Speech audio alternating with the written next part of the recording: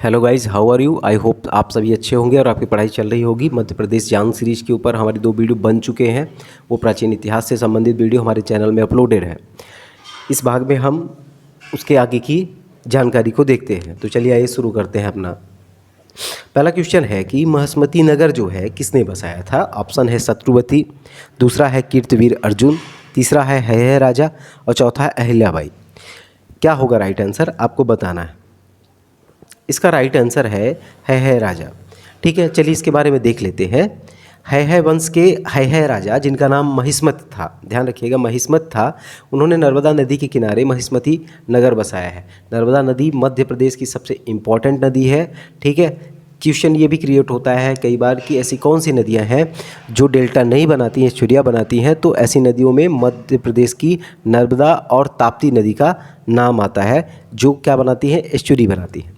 अब होता क्या है कि महिष्मती नगर की स्थापना किसने कर दी, हैहय राजा महिष्मत ने कर दी। लेकिन होता क्या है कि कुछ समय बाद जो होलकर वंश की जो रानी थी अहिल्याबाई, उन्होंने भी इसको क्या बना लिया, अपनी राजधानी। इट मीन महिष्मती को उन्होंने भी अपनी राजधानी बना लिया था। और एक बात और कि वर्तमान में जो इसका नाम है, महिष्मती का नाम है वर्तमान में, वो महिष्मती का नाम महेश्वर है। ठीक है, हैहय वंश के हैहय राजाओं में सबसे प्रतापी जो सम्राट थे उसमें थे कीर्तिवीर अर्जुन, इनका भी संबंध उसी से है।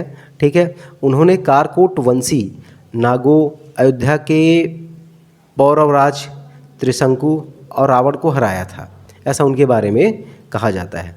तो हैहय राजा में सबसे ज़्यादा प्रतापी कौन से हो गए, वो हो गए कीर्तिवीर अर्जुन। ठीक है, लेकिन जब महिष्मती की स्थापना की बात आती है तो उसने किसने कराया, तो उसने हैहय राजा, ठीक है, जिसका नाम महिष्मती था, उसने कराया था। ठीक है, चलिए आगे क्वेश्चन चलते हैं। उत्तर भारत की 16 जनपदों में से मध्य प्रदेश से कितनी संबंधित थी। ठीक है, आपके ऑप्शन है 1, दूसरा है 2, तीसरा है 3, चौथा है 4।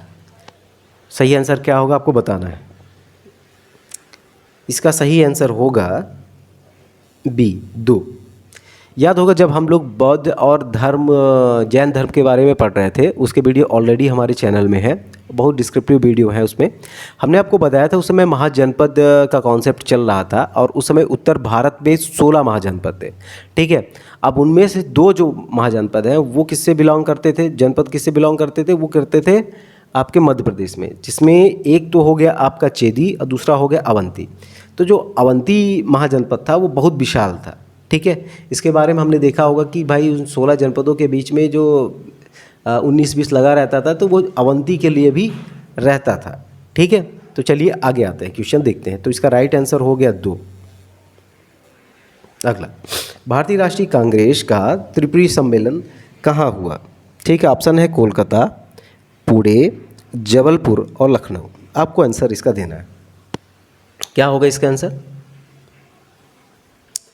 इसका राइट आंसर है जबलपुर। चलिए थोड़ी सी देख लेते हैं कि ये त्रिपुरी सम्मेलन था क्या। ठीक है, भारतीय राष्ट्रीय कांग्रेस का 52वां सम्मेलन था, जो कि 1939 को हुआ। कहाँ पे, त्रिपुरी। ये कहाँ पे है, जबलपुर में। ठीक है, अब देखिए यहाँ पे क्या होता क्या है, ये क्यों इतना ज़्यादा इम्पोर्टेंट हो जाता है। जिसमें सुभाष चंद्र बोस को अध्यक्ष चुना गया, जिसमें उन्होंने गांधी जी के विरोध के कारण त्यागपत्र दे दिया और उसके बाद राजेंद्र प्रसाद को अध्यक्ष बनाया गया। इसकी पूरी थ्योरी आप समझ लीजिए कि हुआ क्या था इसके लिए। असल में पट्टाभी सीतारामैया को चाहते थे कि गांधी जी की वो अध्यक्ष बने। ठीक है, और उधर सुभाष चंद्र बोस भी खड़े हो गए थे। अच्छा, गांधी जी को छोड़कर बहुत सारे लोग जो है सुभाष चंद्र बोस को चाहते थे। चुनाव होता है, सुभाष चंद्र बोस जीत जाते हैं, लेकिन उन्होंने अनुभव किया कि कहीं ना कहीं गांधी जी इससे रुष्ट हैं और इन फ्यूचर जो है बहुत सारी चीज़ों का सामना करना पड़ेगा। ठीक है, और वो ऐसी संस्था में काम भी नहीं करना चाहते थे कि जहाँ पे उस समय कि जहाँ पे वहाँ का मुखिया जो है, जो सबसे प्रमुख आदमी जो है, उससे जो है ना खुश रहे। तो उन्होंने गांधी जी को देखते हुए अपना क्या कर दिया, इस्तीफा दे दिया। इट मीन्स त्यागपत्र दे दिया कि भाई मैं अध्यक्ष नहीं रहूँगा। ठीक है, अब यहाँ पे देखिए त्यागपत्र हो गया। अब समस्या ये आती है कि गांधी जी का जो कैंडिडेट था वो तो जीता ही नहीं था। तब फिर उस समय क्या होता है कि राजेंद्र प्रसाद, जो कि हमारे देश के पहले क्या थे, पहले राष्ट्रपति थे, और उन्होंने क्या किया, अध्यक्ष पद का कार्यभार संभाला और वो त्रिपुरी सम्मेलन को उन्होंने पूर्ण किया। इस कारण से त्रिपुरी सम्मेलन इतिहास में बहुत इंपॉर्टेंट हो जाता है और इससे क्वेश्चन क्रिएट होते हैं। ठीक है, चलिए आगे चलते हैं। इसमें से कुछ ऑप्शंस हैं, आप देख लीजिए पहले इसको। कोलकाता कहाँ से बिलोंग करता है? पश्चिम बंगाल से बिलोंग करता है।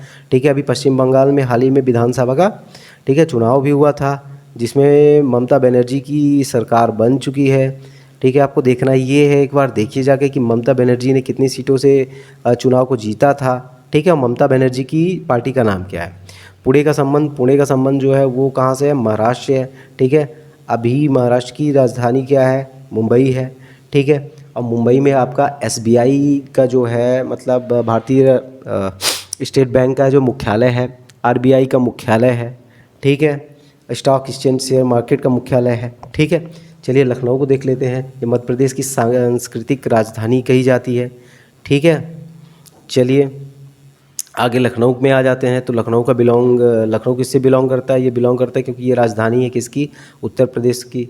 उत्तर प्रदेश में वर्तमान में योगी की सरकार है। ठीक है, अभी हालिया में चुनाव होने वाले हैं। ठीक है, चलिए आगे चलते हैं। निम्न में से किसने 1857 में अंग्रेजों से संघर्ष किया? आपके ऑप्शन है चंद्रशेखर आज़ाद, राम प्रसाद बिस्मिल, शहादत खान और माखनलाल चतुर्वेदी। आपको उत्तर देना है कि निम्नलिखित में से किसने 1857 में अंग्रेजों से संघर्ष किया। तो सही आंसर हो जाएगा शहादत खान। ठीक है, मध्य प्रदेश में शहादत खान 1857 की क्रांति में सम्मिलित थे। इन्होंने इंदौर के समीप स्थित महू छावनी में अंग्रेजों के विरोध किया। ठीक है, और संघर्ष किया। इसके अलावा जब चंद्रशेखर आज़ाद की बात करते हैं तो चंद्रशेखर आज़ाद का जो जन्म है वो तो मध्य प्रदेश में हुआ। ठीक है, लेकिन ये 1857 के समय अंग्रेजों से लड़ाई नहीं कर रहे थे। ठीक है, चलिए राम प्रसाद बिस्मिल का भी समय जो था 1857 नहीं था। माखनलाल चतुर्वेदी जो थे वो हमारे मध्य प्रदेश के बहुत ही प्रोमिनेंट जो है कवि हैं। ठीक है, चलिए आगे देखते हैं। कौन सा राजवंश मध्य प्रदेश से संबंधित है? ठीक है, ऑप्शन है कलचुरी, प्रतिहार, चालुक्य, काकतीय। राइट आंसर क्या होगा? राइट आंसर है कलचुरी। मध्य प्रदेश में कलचुरी राजवंश ने शासन किया था। इनमें महेशपति के कलचुरी तथा त्रिपुरी के कलचुरी वंश का उल्लेख मिलता है। साथ ही रतनपुर के कलचुरियों का भी विवरण मिलता है। ठीक है, और ये जो बाकी है ना तो ये है दक्षिण भारतीय। ठीक है, राजवंश कुछ अंश मिलता है, बट ये मुख्य जो है ये मुख्यतः है दक्षिण भारतीय। चालुक्य, काकतीय, ये सब दक्षिण भारतीय। चलिए, ये हमारा आज का वीडियो था जिसमें हमने चर्चा की मध्य प्रदेश के इतिहास के बारे में कुछ इंपॉर्टेंट क्वेश्चन को लेकर। कल से हमारा जो वीडियो होगा वो थोड़ा सा लंबा होगा क्योंकि उसमें हम ज़्यादा से ज़्यादा मैटर को शामिल करेंगे और आई होप ये आपके लिए बहुत ज़्यादा हेल्पफुल रहेगा। आप वीडियो को देखें और चैनल को सब्सक्राइब करें और शेयर भी करें। Thank you very much.